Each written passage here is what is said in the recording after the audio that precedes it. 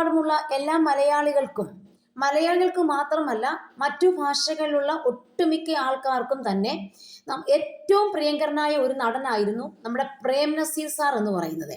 സാറിനെ അറിയാത്തവരെ ചുരുക്കം ആൾക്കാരെ കാണത്തുള്ളൂ. ഇപ്പോഴത്തെ കൊച്ചു കുട്ടികൾക്ക് പോലും സാറിനെ അത്രയും പരിചിതമാണ്. കാരണം മിമിക്സ് പരേഡുകളിലൂടെയും മിമിക്രി കാണിക്കുന്ന ആൾക്കാരിലൂടെയൊക്കെ സാറിനെ എല്ലാവർക്കും പരിചയമാണ് ഈ കോമഡി സ്റ്റാർസ് കണ്ടിട്ട്. അപ്പം അത്രയും പ്രഗത്ഭനായ ഒരു മനുഷ്യനെ കുറിച്ചാണ് ടിനി ടോം പറഞ്ഞ വാക്കുകൾ വളരെ വിഷമിപ്പിക്കുന്നവയാണ്. ഇത്രയും പ്രഗത്ഭനായ ഒരു നടനെ കുറിച്ച് എന്തെങ്കിലും പറയണം എന്ന് തോന്നിയാൽ നമ്മൾ വളരെ ആലോചിച്ചിട്ട് മാത്രം പറയുക എന്ന് മാത്രമേ എനിക്ക് ടിനി ടോമിനോട് പറയാനുള്ളൂ. കാരണം ഒരു കാര്യത്തിന്റെ സത്യസന്ധത മനസ്സിലാക്കണം.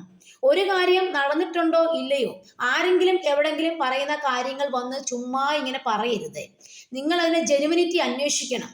കാരണം നിങ്ങൾ പറഞ്ഞത് ആരെക്കുറിച്ചാണ്? മലയാള സിനിമയിലെ ഒരു കാലത്ത് വമ്പൻ പടങ്ങളുടെ ഹിറ്റ് ലിസ്റ്റിൽ പെടുന്ന ഒരു നടനെ കുറിച്ചാണ് നിങ്ങൾ പറഞ്ഞതെന്ന് ആലോചിക്കുക. അദ്ദേഹത്തിന് ഒരിക്കലും പടം കുറഞ്ഞിട്ട് കരയേണ്ട യാതൊരു ആവശ്യവും ഇല്ലാത്തൊരു വ്യക്തിയാണ്. കാരണം പ്രേം നസീർ സാർ എന്ന് പറഞ്ഞു കഴിയുമ്പോൾ എല്ലാവരുടെ മനസ്സുകളിലേക്ക് കയറി വരുന്ന ഒരു വലിയൊരു ജീനിയസ് ആണ്, പ്രതിഭയാണ് അദ്ദേഹം. അതുപോലെ തന്നെ ടിനി ടോം പല അവസരങ്ങളിലും ഓരോ കാര്യങ്ങൾ പറഞ്ഞിട്ട് ഞാനും കേട്ടിട്ടുണ്ട്. അതുപോലെ തന്നെ ഇത് പലരെയും വിഷമിപ്പിച്ചിട്ടുണ്ട്. നമ്മുടെ ഭാഗ്യലക്ഷ്മി പറയുന്ന കാര്യങ്ങൾ വളരെ ശ്രദ്ധിച്ചിട്ടുണ്ട്. ഞാനിപ്പം MA നിഷാദ് പറയുന്നുണ്ട്. ഇവരെല്ലാം പറയുന്നത് നിങ്ങൾ എന്തിനാണ് ഇങ്ങനെ പറഞ്ഞതെന്നാണ് ഇവരെല്ലാം ചോദിക്കുന്നത്. ആര് നിങ്ങളോട് പറഞ്ഞിട്ടാണ് നിങ്ങളിപ്പോൾ ഈ സംഭവം പറയുന്നത്? നിങ്ങൾ എവിടെ വായിച്ചറിഞ്ഞു, എവിടെ കേട്ടറിഞ്ഞു?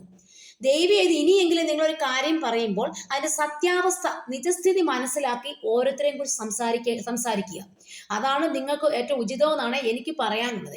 അതുപോലെ തന്നെ നമ്മൾ ഓരോ ആൾക്കാരെ കുറിച്ച് ചുമ്മാ വൃത്തികെട്ട കാര്യങ്ങളൊന്നും പറയരുത്. ഇത് കേൾക്കുമ്പോൾ തീർച്ചയായിട്ടും അദ്ദേഹത്തിന്റെ ഫാമിലിക്ക് എന്തുമാത്രം വിഷമം ഉണ്ടാവും.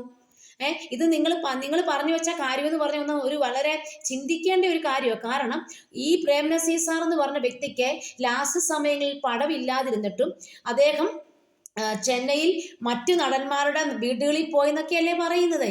ഇത് ശരിയായ ഒരു കാര്യമാണോ? നിങ്ങളിത് അറിഞ്ഞോ? പ്രേം നസീർ സാർ സിനിമയിലുള്ള സമയത്ത് ടിനി ടോം സിനിമയിൽ അഭിനയിച്ചിട്ടുണ്ടോ?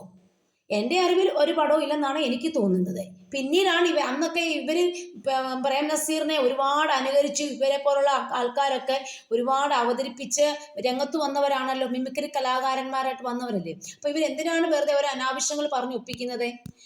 ടിനി ടോം പറഞ്ഞത് പ്രകാരം ഇപ്പൊ നമ്മുടെ നാട്ടിലൊക്കെ ഇങ്ങനെ പറഞ്ഞതിന്റെ പേരിൽ ഒരുപാട് പേർക്ക് ഇത് വളരെ വേദനാജനകമായിട്ടുണ്ട്.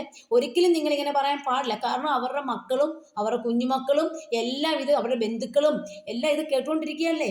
അപ്പൊ അവരൊക്കെ എന്ത് ചിന്തിക്കുമെന്ന് നിങ്ങൾ ആലോചിച്ചോ? അതുകൊണ്ട് ദയവ് ചെയ്ത് നിങ്ങൾ സംസാരിക്കുമ്പോൾ വളരെ സൂക്ഷിച്ച് സംസാരിക്കുക. നമ്മൾ സ്റ്റേജിൽ കയറി വായി തോന്നുന്നത് കോതയ്ക്ക് പാട്ട് പോലെ ഒരിക്കലും പറയരുത്. അതുപോലെ മറ്റുള്ളവരെ സോപ്പിടാൻ വേണ്ടി നിങ്ങൾ സംസാരിക്കുന്നതായിട്ട് എനിക്ക് ഫീൽ ചെയ്തിട്ടുണ്ട്. അങ്ങനെ ഒരിക്കലും നിങ്ങൾ പറയരുത്. നമ്മൾ പറയേണ്ട കാര്യം സത്യസന്ധമാണെങ്കിൽ മാത്രം രംഗത്ത് പറയുക. അല്ലാത്ത കേസ് നമ്മൾ എന്തിനാന്നേ വളച്ചൊടിച്ച് ഓരോന്ന് പറയുന്നത്? ഇത്രയും പ്രഗത്ഭനായ ഒരു നടനാണ് അദ്ദേഹം, അല്ലേ?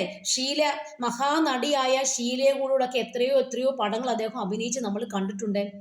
അത്രയും ജീനിയസ് ഒരു വ്യക്തിയാണ്. നിങ്ങൾ ആലോചിച്ചിട്ട് നിങ്ങൾ ഓരോന്നിനും നിങ്ങൾ എടുത്ത് കാര്യങ്ങൾ പറയാവുള്ളേ.